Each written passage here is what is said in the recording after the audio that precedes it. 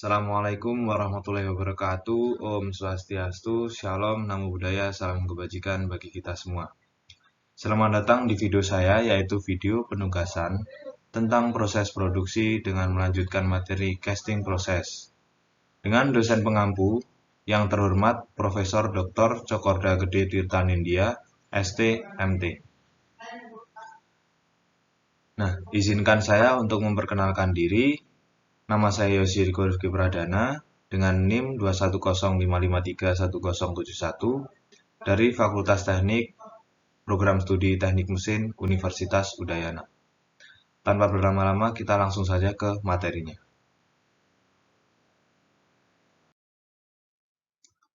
Berikut adalah salah satu buku referensi utama untuk pembuatan tugas ini, yaitu Handbook of Manufacturing Process How Product, Component and Material are Made dari James G. Brala. Baik, yang selanjutnya adalah materi pertama, yaitu Other Expandable Mold Process. Di materi ini dibagi menjadi 6 subtema, yaitu yang pertama Ceramic Mold Casting atau pengecoran cetakan keramik, dan yang kedua Ceramic Cell Process atau proses cangkang keramik, dan yang ketiga adalah Saw Process atau proses saw, yang keempat adalah Unicast Process atau proses unicast, dan yang kelima adalah Plaster Mold Casting atau pengecoran cetakan plaster, dan yang terakhir yaitu Foam Plaster Mold Casting atau pengecoran cetakan plaster berbusa. Nah, yang pertama adalah Ceramic Mold Casting atau pengecoran cetakan keramik, yaitu proses pengecoran logam yang menggunakan media keramik sebagai media cetakannya. Nah, logam yang digunakan untuk proses ceramic mold casting atau pengecoran cetakan keramik ini adalah contohnya baja, stainless steel, dan perunggu. Nah, kelebihan dari proses ini yaitu satu, cocok untuk logam yang suhu cairnya tinggi seperti baja, stainless steel, dan perunggu. Dan yang kedua, menghemat proses permesinan karena menggunakan alat yang terbilang sederhana. Nah, adapun kelemahannya dari proses ini yaitu pembuatan cetakannya yang terbilang lama. Nah, suhu yang digunakan untuk proses ini sekitar 1800 derajat Fahrenheit atau di 980 derajat Celcius dan diisi dengan logam cair saat masih panas. Nah, untuk langkah pertama dari proses pengecoran cetakan keramik adalah menggabungkan bahan sebagai cetakan. Nah, bahan ini yaitu ada campuran zirkon, aluminium, silika, zat pengikat, dan air. Nah, campuran ini dapat menghasilkan cairan keramik berupa bubur. Nah, bubur ini selanjutnya adalah dituangkan di atas pola dan dibiarkan kering. Pola kemudian dilepas dan cetakan lalu dibakar di pembakaran. Nah, pembakaran inilah membuat cetakan menjadi keras. Cetakan mungkin juga perlu dipanggang dalam tungku atau oven. Setelah siap, cetakan dirakit. Nah, pada beberapa kasus, cetakan keramik akan dipanaskan sebelum penuangan dilakukan. Setelah logam cor mengeras, dan selanjutnya adalah dipecahkan cetakannya untuk mengambil logam yang telah jadi. Selanjutnya adalah Ceramic Cell Process atau proses cangkang keramik, yaitu suatu proses yang sebagian besar cetakannya telah menggantikan blok aslinya, atau proses cetakan padat kecuali untuk beberapa bagian volume yang tinggi dan lebih kecil. Nah, ceramic cell process ini biasanya digunakan untuk mengurangi biaya cetakan karena dengan hilangnya bahan keramik, proses cetakan keramik dapat dimodifikasi untuk membuat hanya lapisan keramik yang melapisi di sekitar pola. Dan keseimbangan cetakan terbuat dari lebih murah atau terbilang lebih murah. Selanjutnya adalah saw proses atau proses saw. Proses cetakan keramik yang menggunakan dua jenis cetakan. Yang pertama, cetakan semua keramik dengan proses yang sangat mirip dengan yang dijelaskan di atas dan digunakan terutama untuk cetakan kecil. Kedua, cetakan yang terdiri dari permukaan keramik tebal sekitar 3/32 hingga 3/8 inci atau sekitar 2,3 hingga 9,3 mm dan didukung oleh sejumlah besar verklay murah. Nah, bahan campuran bubuk tahan api dan pembawa cairan etil silikat dicampur dengan bahan pembentuk gel untuk menghasilkan bubur yang dapat dituangkan di atas pola. Nah, berikut adalah contoh dari proses saut. Yang pertama adalah pola untuk bahan cadangan ditempatkan dalam labu. Lalu yang D, campuran verklay dimasukkan ke dalam labu dan dipadatkan dengan cerudukan atau getaran. Nah, di bubur ini atau di campuran ini mengandung natrium silikat. Campuran tersebut dapat diikat dengan gas dengan karbon dioksida. Nah, yang C ini adalah pola akhir pada plat yang polanya yang sudah digambar. Nah, yang D adalah pola akhir dan bahan cadangan yang direkatkan dirangkai dalam labu yang sama. Yang E ini material keramik dalam bentuk slurry dituangkan ke dalam lubang antara material cadangan dan pola finishing. Yang F adalah pola akhir yang dihilangkan. Nah, setelah cetakan dibalik dan dipanaskan dengan obor untuk membakar filatil, dua bagian cetakan yang terbentuk dirakit bersama dan siap untuk dituang. Nah, yang selanjutnya adalah unicase proses unicase. Dalam proses unicase ini, alkohol dilarutkan dalam pelarut cair atau uap, biasanya dengan menyemprotkan pelarut pada cetakan selama 15 atau 20 menit. Penerapan pelarut untuk menjadi pengerasan dan menstabilkan bahan. Mengikuti langkah ini, pengerasan selesai dengan memanaskan cetakan oven pada 1800 derajat Fahrenheit atau sekitar 980 derajat Celcius. Nah, dengan proses unicase ini, bubur menghadap keramik diterapkan pada pola terlebih dahulu. Ini segera menjadi gel dan bubur bahan pendukung dituangkan ke dalam labu sampai penuh. Nah, dengan demikian hanya satu set pola yang diperlukan untuk proses ini. Nah, selanjutnya adalah proses mold casting atau pengecoran cetakan plester. Nah, suatu proses cetakan logam yang dimana logam cairnya dituangkan ke dalam cetakan dari plester atau gitsum. Nah, waktu yang dibutuhkan untuk proses ini sekitar 20 menit. Pengaplikasiannya dari plester mold casting antara lain pompa dan turbin, serta komponen-komponen lainnya. Nah, keuntungan permukaan akhir yang baik, akurasi dimensi, dan mampu membuat produk yang tipis. Kekurangannya yaitu gas sulit keluar dari rongga cetakan karena terlalu rapat. Yang selanjutnya adalah foamed plaster mold casting atau pengecoran cetakan plester berbusa. Nah, ini adalah pengecoran cetakan plester berbusa adalah pengecoran cetakan plester konvensional dengan busa dan pengecoran mati. Nah, cetakan biasanya terbuat dari besi tuang dan diberi lapisan tahan api hingga 0,12 sampai 0,03 inci atau sekitar 0,30 sampai 0,75 mm. Nah, proses ini terbilang paling praktis untuk logam yang meleleh pada suhu yang lebih rendah atau seperti aluminium, magnesium, dan paduan yang berbasis tembaga. Oke, kita lanjut ke materi yang D, yaitu permanent mold processes atau proses cetakan permanen. Nah, di sini dibagi menjadi 5 subtema, yaitu yang pertama tentang permanent mold casting sendiri, lalu yang kedua low pressure permanent mold casting, yang ketiga adalah thrust casting, yang keempat pressure casting, yang kelima adalah vacuum casting. Oke, yang selanjutnya adalah permanent mold casting atau proses cetakan permanen. Permanent mold casting atau proses cetakan permanen adalah pembuatan logam dengan cetakan yang dipadukan dengan tekanan hidrostatis.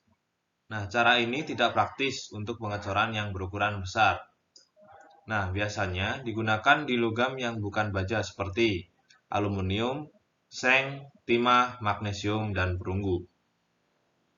Cetakan ini terdiri atas 2 atau lebih bagian yang digabung dengan skrup atau klem yang dapat dilepas setelah produk mengeras. Nah, pada umumnya permanen mold casting ini dibuat dari close grain dan dijepit satu sama lain. Nah, cetakan ini biasanya dilapisi dengan bahan perekat tahan panas atau heat resisting wet mixture dan jelaga yang akan menjaga cetakan agar tidak lengket dan mengurangi efek dari dingin pada logam. Nah, setelah cetakan sudah siap atau sudah kering, kemudian ditutup dan seluruh bagian atau bagian yang bebas dikunci dengan rapat. Nah, kedua biji besi yang ini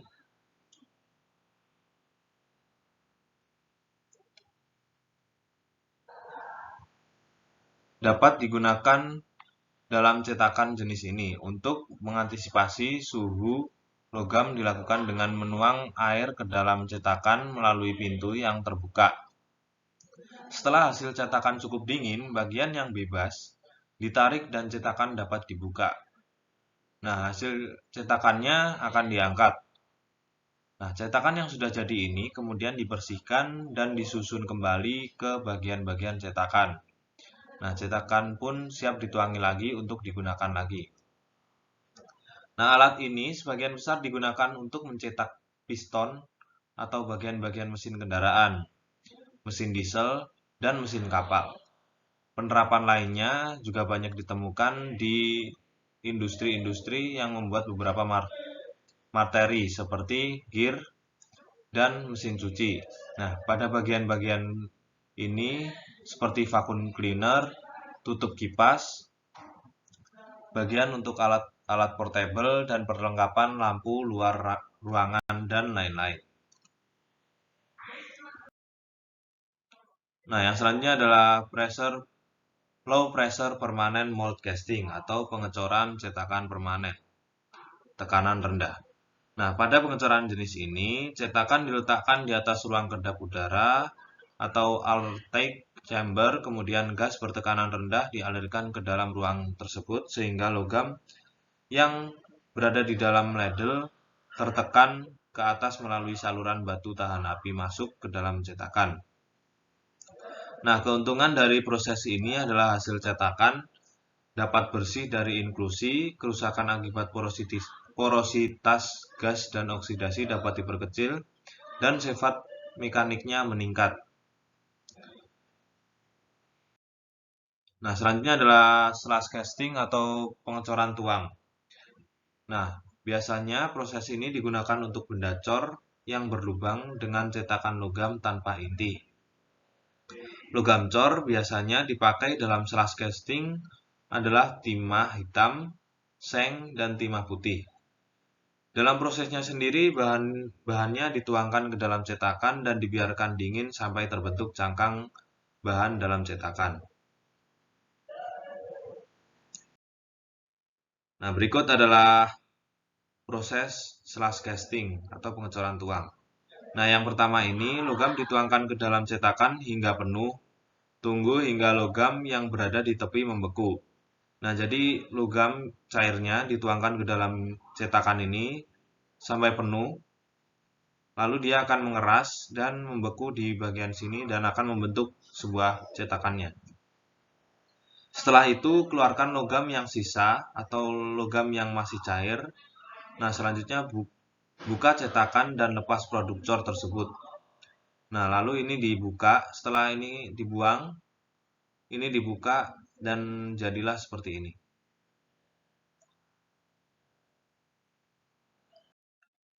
Yang selanjutnya adalah preset casting atau pengecoran tekan. Pengecoran tekan ini termasuk proses pengecoran cetakan permanen dengan cara memasukkan logam cair ke dalam rongga cetakan dengan tekanan tinggi yaitu sekitar 7-350 MPa. Nah, tekanan tetap dipertahankan selama proses pembekuan. Setelah seluruh bagian coran membeku, cetakan dapat dibuka dan hasil coran pun dikeluarkan dari dalam cetakan. Nah, selanjutnya adalah vacuum casting atau pengecoran vakum. Bagian dari pengecoran bertekanan rendah, bedanya di sini cetakannya divakum sehingga cairan logam akan ditarik ke dalam rongga cetak karena adanya perbedaan tekanan. Kelebihan dari proses vakum casting ini dibandingkan pengecoran yang lainnya adalah pengecoran ini bertekanan rendah dan dapat merusak karena porositas udara dapat dikurangi. Kekuatan benda-cor lebih baik. Nah, peleburan, pengurangan, dan pengecoran semua terjadi di ruang vakum yang berisi mekanisme yang diperlukan untuk mentransfer logam cair dari panci peleburan ke cetakan. Berikut adalah proses vakumnya sendiri. Di sini cetakannya yang berwarna abu-abu nih, lalu produk corannya yang di tengah, dan dia akan divakum ditarik ke atas. Nah, ini adalah logam cairnya. Akan memenuhi cetakannya, yaitu seperti bentuk yang ini.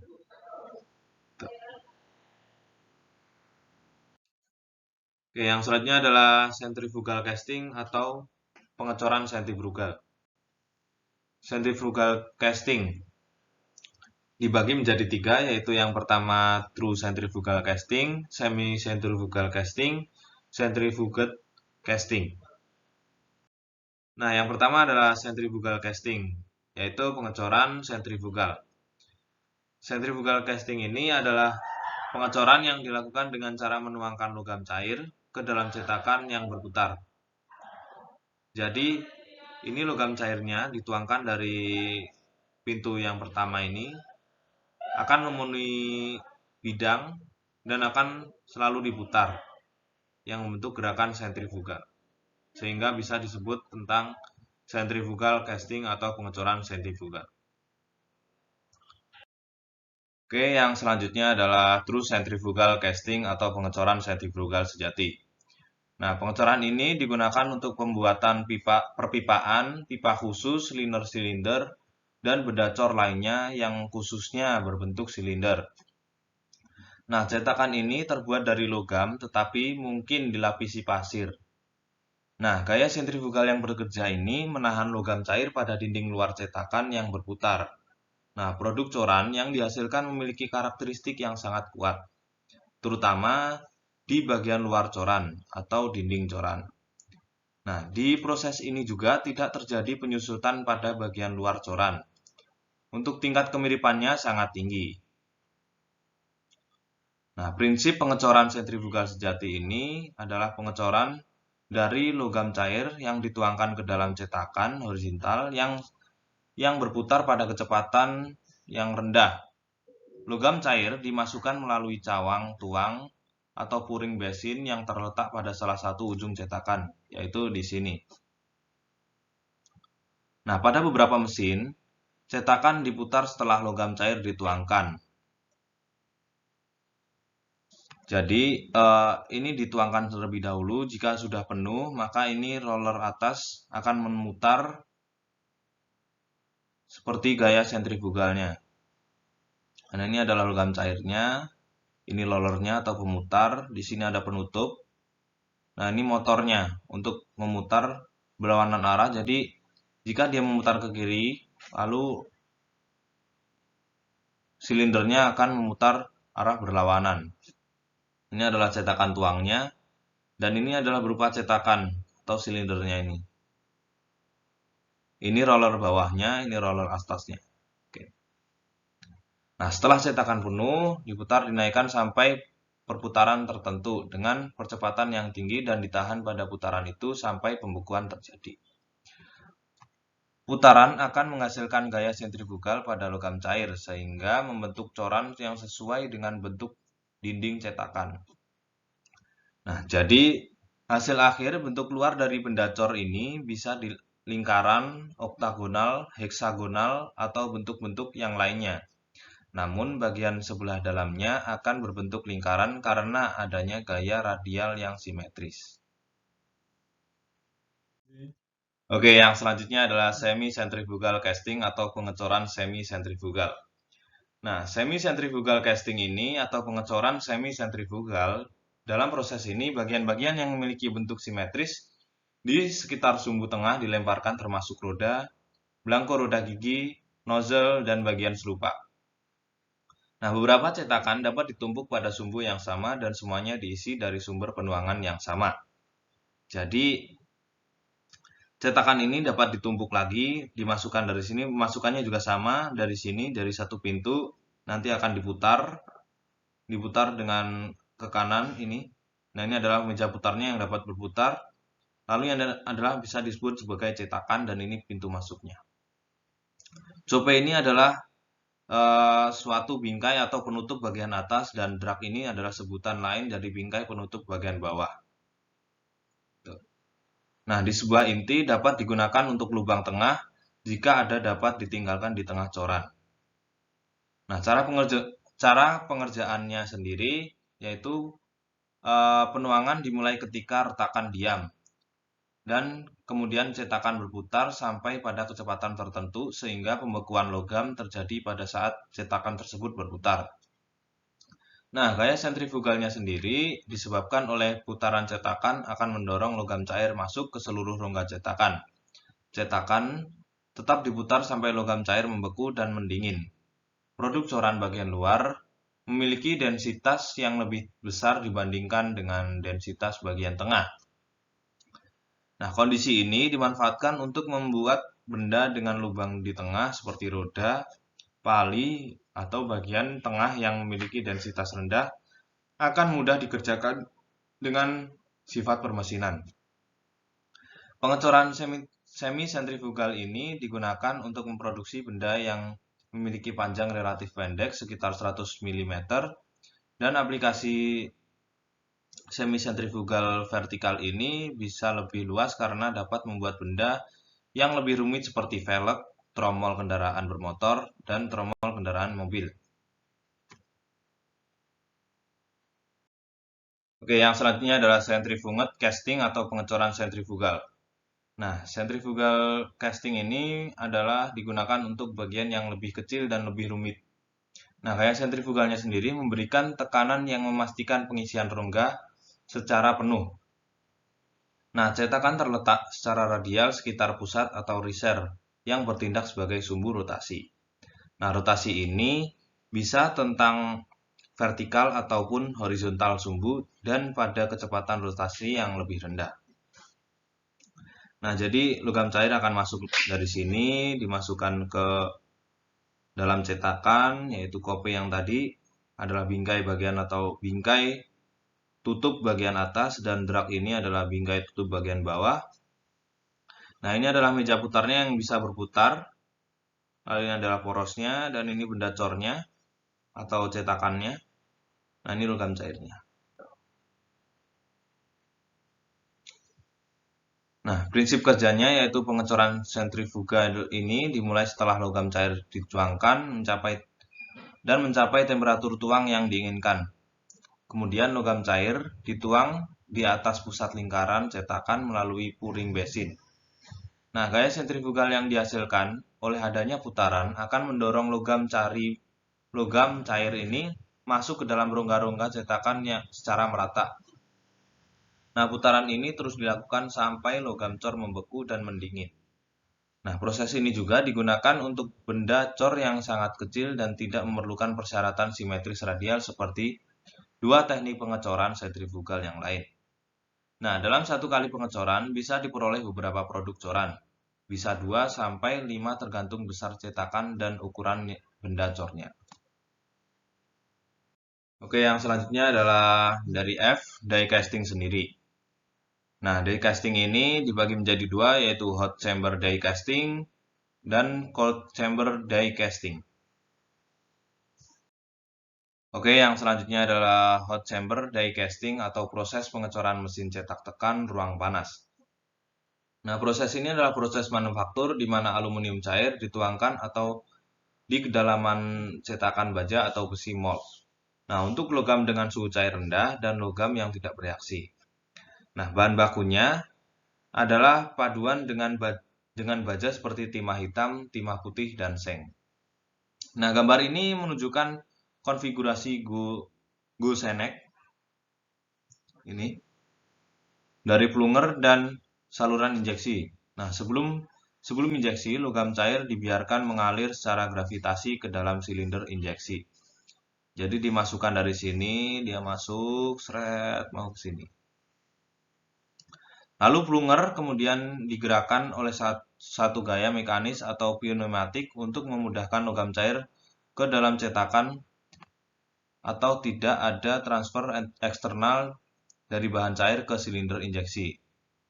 Siklusnya otomatis dan dengan bagian kecil atau seringkali dapat berulang secara cepat setiap 4 atau 5 detik. Namun, kontak konstan peralatan injeksinya dengan logam cair menyebabkan kesulitan dengan aluminium dan paduan suhu lelehnya lebih tinggi dari yang lainnya, dapat menyerang komponen baja dari sistem injeksi. Nah, akibatnya sendiri, die casting ruang panas atau hot chamber die casting ini digunakan terutama dengan seng, timah, atau bahan-bahan yang lain. Oke, yang selanjutnya adalah cold chamber die casting atau proses pengecoran mesin cetak tekan ruang dingin. Nah, mesin pengecoran yang peleburan dan percetakannya merupakan dua unit yang terpisah, sehingga logam cair perlu dituangkan terlebih dahulu dari peleburan ke ladel untuk dituang dan diproses di mesinnya. Nah, metode ini bisa menghasilkan produk lebih dari 100 sampai 150 buah per jamnya. Nah, untuk gambar ini yaitu cetakan ditutup dari logam cair dimasukkan ke dalam silinder injeksi. Lalu plunger bergerak maju memaksa logam cair masuk ke dalam rongga cetakan. Dan cetakannya akan terbuka kembali dan casting akan dikeluarkan. Gitu. Oke, mungkin cukup sekian dari presentasi saya. Bila ada salah-salah kata saya mohon maaf. Dan sekali lagi terima kasih telah menonton. Dan wassalamualaikum warahmatullahi wabarakatuh. Om Santi Santi Om.